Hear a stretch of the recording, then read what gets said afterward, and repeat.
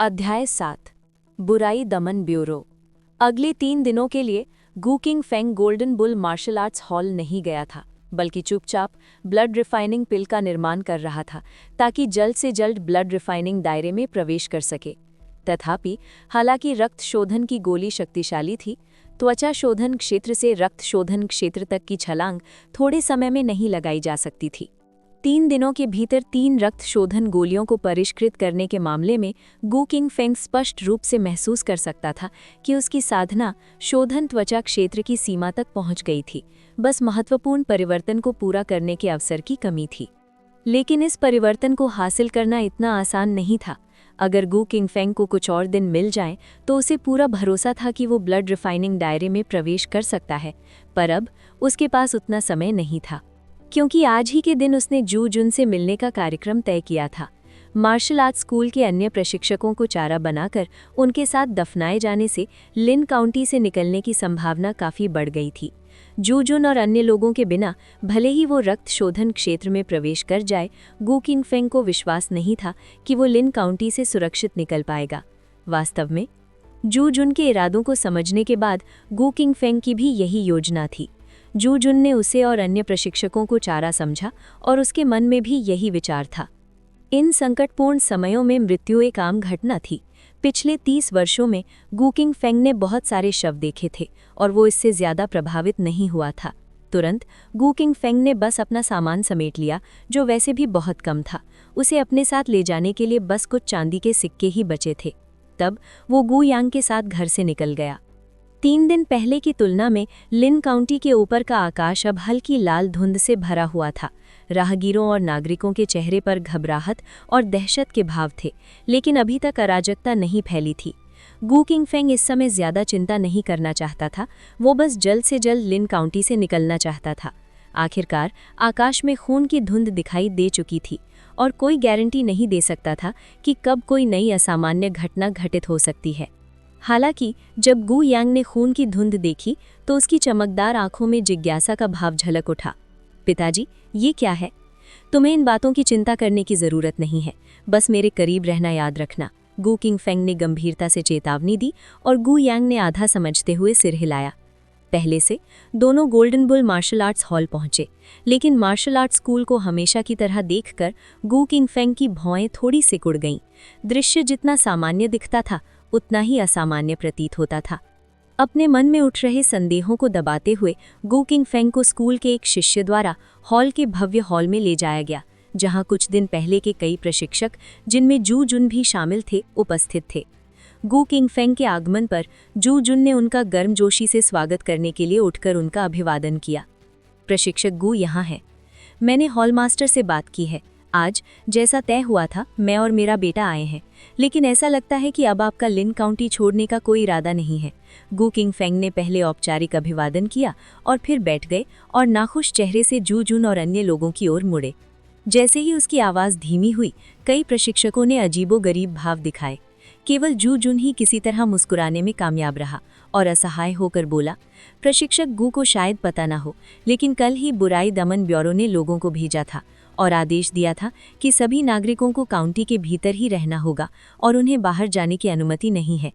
जहां तक दुष्ट आत्मा की समस्या का सवाल है, वे इसका समाधान कर देंगे। बुराई को दबाने वाला ब्यूरो?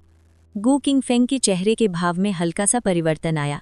बिना पूछे ही जू जुन ने समय रहते जवाब दिया, प्रशिक्षक गू को शायद पता ना हो, लेकिन दुष्ट आत्मा के दमन का ब्यूरो दरबार के अधीन एक रहस्यमयी संगठन है, जिसका मुख्य उद्देश्य पूरे देश में बुरी आत्माओं से निपटना है। ईविल सप्रेशन ब्यूरो में शामिल होने वाले प्रत्येक व्यक्ति के पास असाधारण शक्ति है। अब जबकि ईविल सप्रेशन ब्यूरो इसमें शामिल हो गया है, तो ऐसा लगता है कि लिन काउंटी में दुष्ट आत्मा कोई समस्या नहीं होनी चाहिए। इस स्थिति में हमें लिन काउंटी छोड़ने का जोखिम उठाने की कोई ज़रूरत नहीं है। हम तब तक प्रतीक्षा कर सकते हैं जब तक कि ईविल सप्रेशन ब्यूरो इस दुष्ट आत्मा का निपटारा न कर ले। इसके अलावा किसी को भी बाहर जाने की अनुमति नहीं है। ये आदेश स्वयं ईविल सप्रेशन ब्यूरो से आया है और हम इसका उल्लंघन करने की हिम्मत नहीं कर सकते, अन्यथा ईविल सप्रेशन ब्यूरो के किसी अधिकारी को नाराज करने के अकल्पनीय परिणाम होंगे। जू जुन की बातों से अन्य प्रशिक्षकों ने भी गहरी सहमति में सिर हिलाया। कौन बेवजह अपनी जान को जोखिम में डालने के बजाय सुरक्षित जीवन जीना नहीं चाहेगा? चूंकि दुष्ट आत्माओं के दमन के लिए गठित ब्यूरो दरबार की एक एजेंसी है, इसलिए वे निश्चित रूप से ब्यूरो द्वारा स्थिति से निपटने तक प्रतीक्षा कर सकते थे। और इसके अलावा लिन काउंटी छोड़ना ईविल सप्रेशन ब्यूरो को नाराज करने के बराबर होगा। यदि संभव हो तो अदालत से संबद्ध ऑर्गेनाइजेशन को उत्तेजित करने से बचना ही बेहतर था। जू जुन के शब्दों ने गू किंग फेंग के लिए मौजूदा स्थिति को और स्पष्ट कर दिया। बाद में उसने कुछ और नहीं कहा और गू यान को अपने साथ लेकर वे चले गए। अच्छे से अभ्यास करो। अपने निवास पर पहुंचने के बाद गू किंग फेंग ने गू यान को निर्देश दिए और फिर अपने कमरे में लौटकर ब्लड रिफाइनिंग पिल को तैयार करना शुरू किया और ब्लड रिफाइनिंग क्षेत्र में अपनी प्रगति को गति प्रदान की। बुराई दमन ब्यूरो के आगमन से उसे बेचैनी महसूस हो रही थी। ऐसा नहीं था कि गू किंग फेंग को बुराई दमन ब्यूरो पर भरोसा नहीं था, लेकिन सब कुछ बहुत ही संयोगवश हो रहा था। जैसा कि जू जुन ने पहले ही उल्लेख किया था, लिन काउंटी कोई महत्वपूर्ण स्थान नहीं था। इसकी दूरस्थ स्थिति का मतलब ये था कि इस तरह का एक छोटा शहर, खासकर खून की धुंध से घिरे होने के कारण, शायद ही कोई संदेश भेज सकता था। लेकिन खून की धुंध दिखाई देने के तुरंत बाद ही बुराई दमन ब्यूरो मौके पर पहुंच गया, जो कुछ ज्यादा ही सुविधाजनक था। बहुत सुविधाजनक, अक्सर इसका मतलब ये होता है कि ये बिल्कुल भी संयोग नहीं था। एक और मुद्दा था, ये दुष्ट दमन ब्यूरो का लिन काउंटी के सभी निवासियों को ना छोड़ने का आदेश था, जिससे गू किंग फेंग को भी कुछ गड़बड़ महसूस हुआ। यदि केवल यही आदेश होता तो कोई समस्या नहीं होती, लेकिन पिछली घटनाओं और मौजूदा व्यवस्था को देखते हुए गू किंग फेंग समझ गया कि मामला निश्चित रूप से उतना सरल नहीं था जितना जू जुन ने बताया था। बुराई दमन ब्यूरो का उद्देश्य चिंतन करने योग्य विषय था। फिर भी गू किंग फेंग ने इन विचारों को अपने तक ही सीमित रखा और उन्हें जुबान से ना बोलने का विकल्प चुना।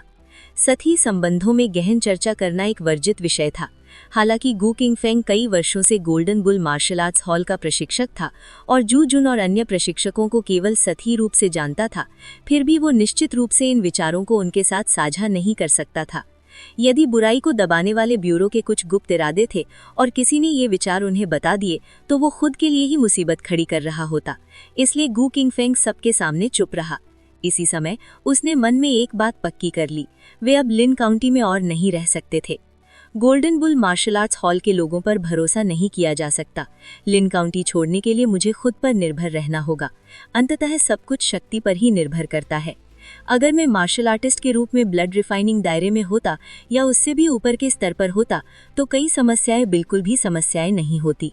इस समय सबसे महत्वपूर्ण बात यह है कि सबसे पहले रक्त शोधन क्षेत्र में सफलता प्राप्त की जाए। हालांकि मुझे दुष्ट दमन ब्यूरो के सदस्यों की शक्ति का पूरा अंदाजा नहीं है, लेकिन जिस तरह से त्वचा शोधन पूर्णता स्तर का जू जुन उनसे इतना सावधान है, तो ये स्पष्ट है कि आने वालों की शक्ति भी असाधारण होगी। इस विचार के साथ गू किंग फेंग ने सभी विक्षेपों को एक तरफ रख दिया और ब्लड रिफाइनिंग पिल को निगल लिया और अमृत की शक्ति को परिष्कृत करना शुरू किया और जबरदस्ती एक ऊंचे स्तर में सफलता प्राप्त करने का प्रयास किया।